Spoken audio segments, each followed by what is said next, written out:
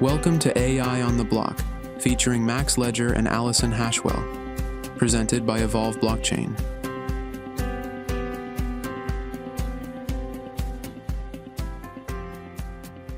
Okay, so imagine a world where your phone is the key to pretty much everything. Yeah. No more, jingling keys or lost keys or that whole frantic search in the bottom of your bag. Right. That's what Evo Access is promising. And today we're going to deep dive into how this whole system uses NFTs. NFT. Yeah, NFTs to potentially change how we access everything from cars to houses to, I don't know, maybe even top secret vaults. Exactly. So we've got a bunch of articles and guides about Evo Access. It's a platform that uses NFTs and blockchain tech for all this access management stuff. Yeah, it's pretty cutting edge. Yeah. And whether you're a total tech whiz or just kind of curious about the future, this deep dive is going to give you a clear picture of how Evo Access works, its potential benefits, and some real-world examples. Real-world examples for sure. So it's kind of like stepping into a sci-fi movie a little bit. It really is. Okay, so first things first, we've all heard about NFTs, mostly with digital art and collectibles. Right. But Evo Access is using them as actual keys to unlock the physical world. Yeah.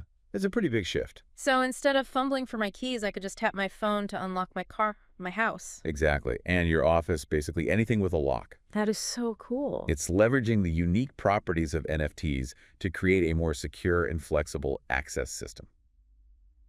Okay, so how does that actually work? Well, the idea is that these digital keys, the NFTs, are stored in your digital wallet. Okay, so that's where the NFT part comes in. Exactly. But there's got to be more to it. Oh, yeah, absolutely. There's a lot of tech wizardry happening behind the scenes. So break it down for us. Evo Access uses a combo of technologies with NFTs as the core.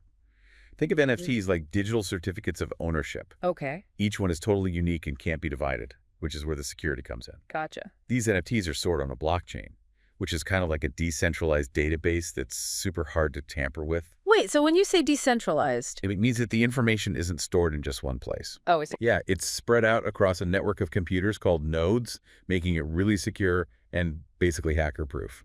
Okay, so the blockchain keeps the NFT safe, but how does my phone know which door to unlock? That's where smart contracts come in. They're like self-executing agreements written in code and also stored on the blockchain. Okay, so they basically lay down the law. Exactly. The smart contract would say which NFT grants access to a specific door and even for how long. So it's like a digital bouncer checking your ID. Yeah, you got it. And because these smart contracts are on the blockchain, they can't be messed with and everything is transparent. And super secure. Exactly. Yeah. Every time someone uses their NFT to access something, it's recorded on the blockchain, creating a permanent log. Wow. Okay, so we've got NFTs acting as keys, blockchain for security, and smart contracts calling the shots. It's a powerful combo. So what about some real-world examples? How could this actually be used? The possibilities are huge. Imagine renting a car. Okay. Instead of waiting in line for a key, you get the NFT key sent right to your phone, walk up to the car, and unlock it with a tap. No more rental car counter. Exactly. That's amazing. Right. What about real estate? The articles talk about managing access for a whole apartment building using NFTs. Oh, wow. Yeah, no more rekeying locks or dealing with lost keys. Tenants get their digital keys remotely, and property managers can grant and revoke access super easily. So this could totally change how we think about keys and access management for everything. Exactly. And this is just the start. As the tech gets better, we could see this used in all kinds of industries, from hotels and deliveries to even healthcare and voting. It's mind-blowing. It really is. Yeah. The potential is just massive. All right, so Evo Access sounds super futuristic and convenient. Right. But with any new tech, there are going to be some hiccups, right? Yeah, of course. You mentioned we'd get into the challenges, and Yeah. I'm ready. What are some of the security risks or downsides that the articles talk about? One of the biggest concerns is relying on tech so much. Okay. What if your phone dies or gets stolen? Yeah. Or you just forget it? Are you locked out of everything until you get your digital keys back? That would be so ironic to Look be at it. locked out because of a dead battery in a world that's supposed to have no lockouts. Exactly. We've all been there with a dead phone at the worst time. Do the articles say anything about backup solutions? Yeah, some suggest having other ways to get in, like using your fingerprint. Oh, okay. Or even a good old-fashioned PIN code as a backup. Interesting. So it's about finding that balance between security and convenience. Exactly. But what about the tech itself? What if there's a bug in the smart contract or the blockchain goes down? Right. Could people get stuck outside their homes or cars? That's a possibility. The sources really stress having strong security and backup systems. Okay. We're talking about systems that need to be almost perfect, able to handle problems without compromising security. Makes sense. Think about it. The Sure. regular lock is simple, Yeah. but it can be picked or broken.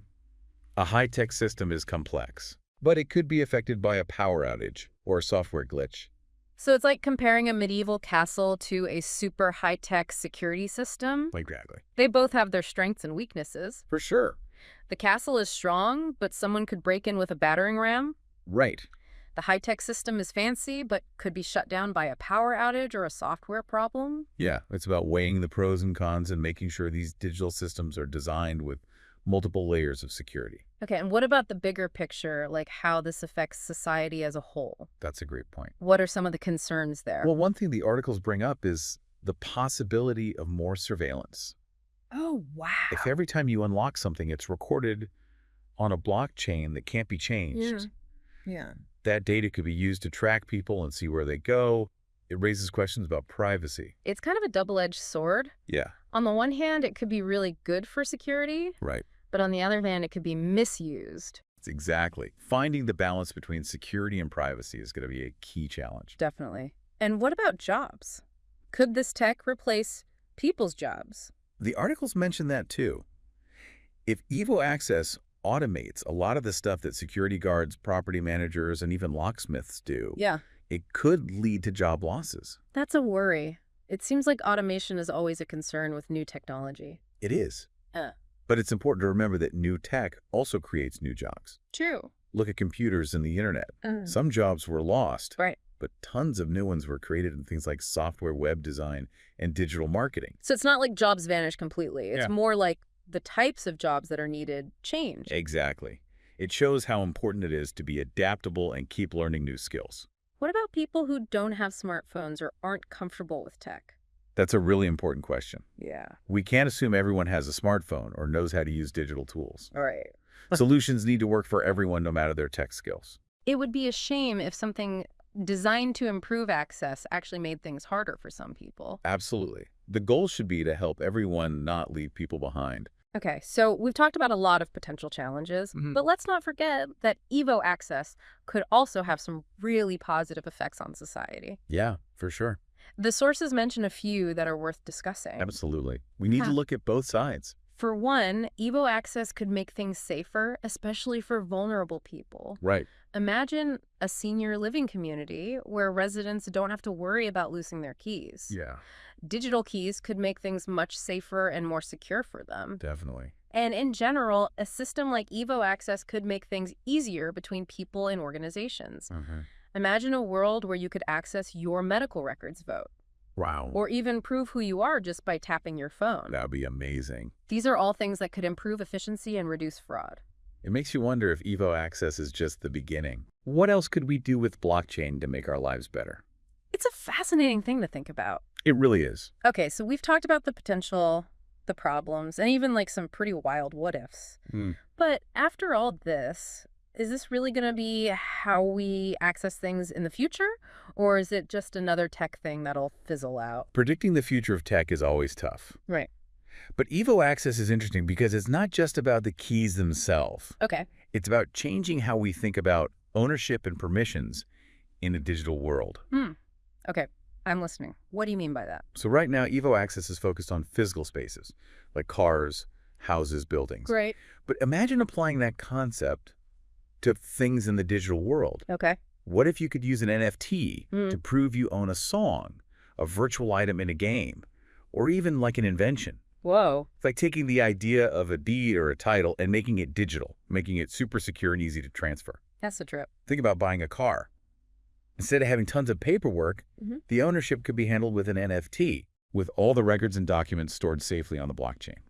So Evo Access could be like the first step toward a world where owning things digitally is just as real and secure as owning physical things. Exactly, and that opens up a ton of new questions. Like what? Well, if we're heading toward a future where digital ownership is everywhere, Yeah. how do we manage it? Who makes the rules and make sure everything is fair? Right. The tech is only one part of it. We need to figure out the rules of the game, too. One thing the articles talk about is interoperability. Interoperability. It means that if we have all these different systems using NFTs, Okay. they need to be able to talk to each other. So it's like different countries with their own languages and money. Exactly. You need a way to translate and exchange things for everything to work together. It's mind-blowing to think that something as simple as a key could lead to such a huge change in how we think about ownership in the digital world. It really shows how powerful innovation can be and how technology can reshape our world in ways we don't even fully understand yet. Evo Access is just the beginning of what could be a massive tech revolution. It really is. Well, that's all the time we have for today's deep dive into Evo Access. Thanks for joining us, and don't forget to check out the show notes for links to all the articles we talked about. Some really fascinating stuff in there. Until next time, stay curious. Thanks for listening. Be sure to join Max and Allison next episode as they dig deeper into the different facets of Evolve blockchain. This has been AI on the Block.